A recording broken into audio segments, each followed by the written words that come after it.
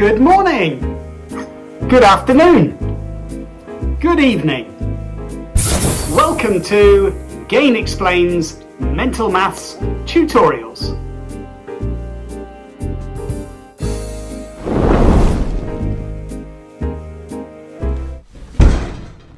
Houston, we have a problem. 26 times 6. Anyone? Anyone?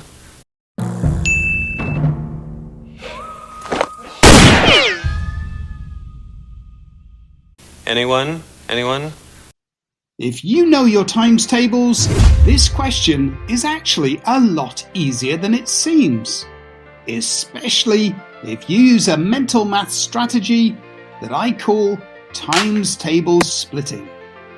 Times table splitting is a useful strategy to use when you multiply two-digit numbers by one-digit numbers. All you need to do is to split the two-digit number into tens and units. In this example, 26 can be split into a 20 and a 6. Simply multiply these parts by 6. 20 times 6 equals 120. 6 times 6 equals 36. Now add these two answers together. 120 plus 36 equals 156. So 26 times 6 equals 156. Let's look at another example. 84 multiplied by 7. Start by splitting the two-digit number. 84 can be split into an 80 and a 4. Now multiply each separately by 7. 80 times 7 is 560.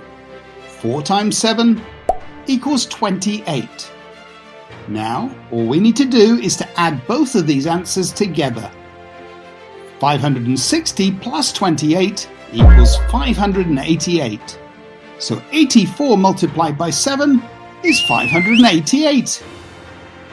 Easy peasy lemon squeezy.